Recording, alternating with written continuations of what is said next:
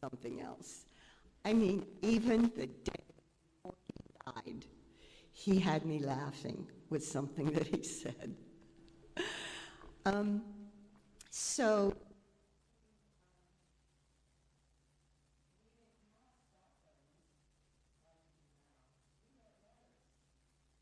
we lived an hour apart. I lived on a farm in Armstrong County near Katanning, and Paul lived in Turtle Creek. So that was quite a drive back then before we had the highways that we do now. You might not know this. Well, I guess Pastor said we've been married almost 58 years. To be exact, it's 57 years and 7 months. On February 1st, it would have been 58 years, 8 months, which is in February 1st, it would have been 8 months. 57 years, 8 months. So we almost made it for 58 years, which to me is just such a blessing, because there are not too many people alive today that can say that they've even been married 50 years. And so I feel that the Lord blessed me, and how great he is for bringing Paul into my life. And, Camp Harmony holds a special place in my heart because we met there. 2 years later, we broke up there, and 2 years after that, we got together there again. So, and we've gone back, many times since then. And I just cannot be thankful for my church family and for our Shalom class friends.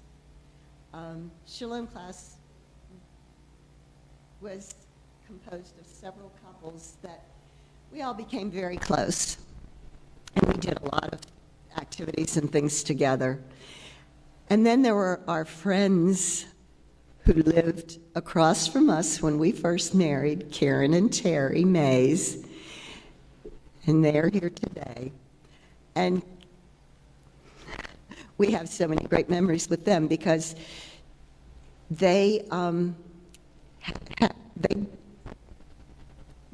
a boat. We bought a boat. Anyhow, we used to go boating together. And you might not know this, but Paul was quite an athlete. He, when we would go roller skating, when we were dating, I was terrible on roller skates, and he would skate all over the place and do flips and land on those skates and keep going. I never saw him fall on skates. So he was an athlete. He would slalom water ski behind Terry's boat.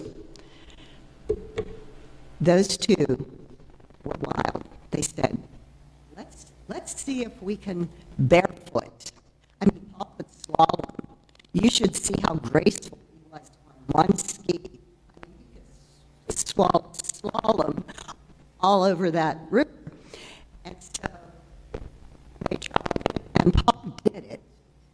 He didn't stay up for very long, but he did it. Paul was strong. He could lift 300 pounds and not think a thing about it. His love for me was strong. He was such a loving, devoted, faithful husband. And like I said, I believe God brought us together. And together we had those 3 wonderful, beautiful inside daughters. And when the 3rd one was on the way, this was back before they had, sonograms or any tests or anything that you knew what the baby was going to be. And I said to Paul, honey, what if we have another girl? Will you be disappointed? Because actually we both wanted a boy. And he said, no, honey. He said, whatever God chooses to give us, that will be all right. And our 3rd child came along, another girl, and it was Amy, and we called her the boy we never had, because she was such a tomboy. She worked along with her dad. He taught her so many mechanical things. She even helped him with our screen in. She was up there helping him put the shingles on and doing the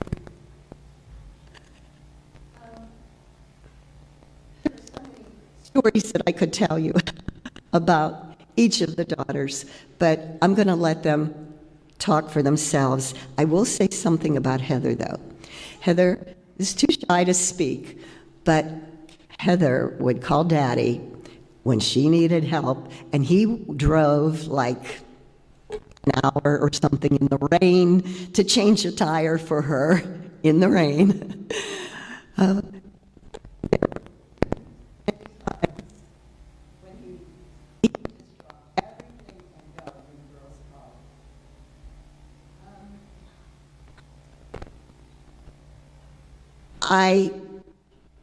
I could go on, but my daughter, Amy, always tells me, Carrie, TMI, Mom. And for some of you older people, you might not know that means too much information.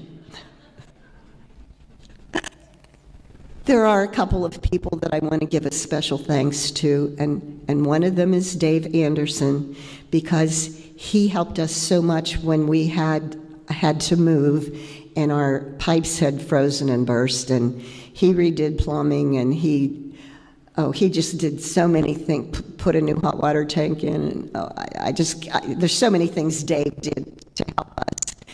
And then Dave Anderson, not Dave Anderson, I already said him, Dave Hibbard. Where's Dave? I don't see Dave. Dave's back there. Thank you, Dave.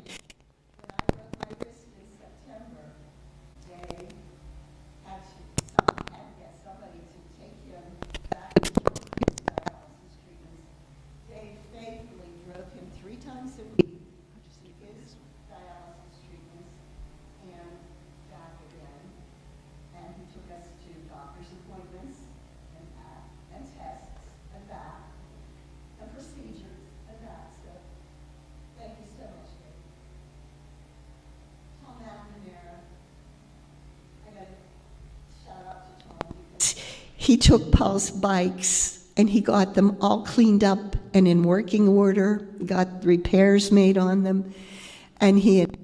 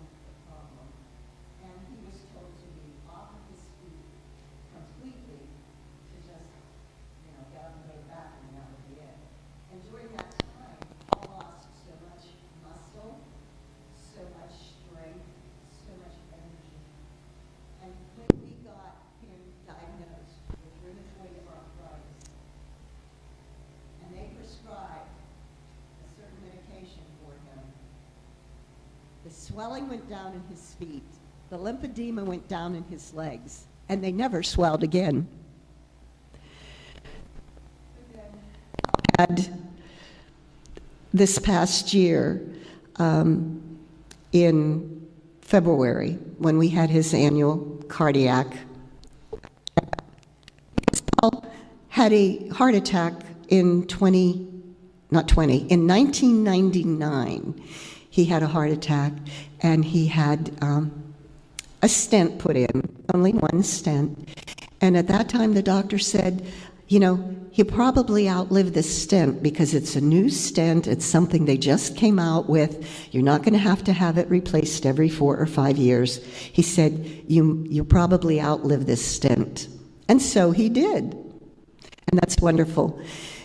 But that brought us to a catheterization where we found out that he not only needed to have an aortic valve replacement, but he had to have a double bypass. And before dental clearance, which required a root canal, a tooth extraction, which went badly, and he had to postpone his heart surgery because of it, and go through all of those pre-op tests again. Yeah, it keeps going off. And go through all those pre-op tests again.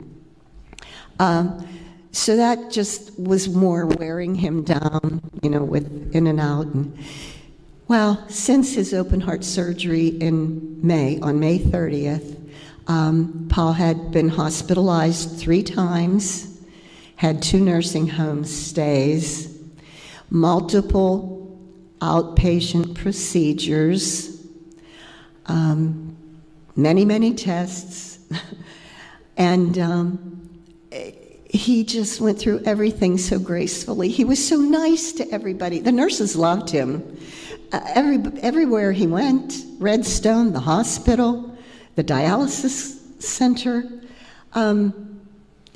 everybody said, he's the nicest patient. He's so kind. He never complains.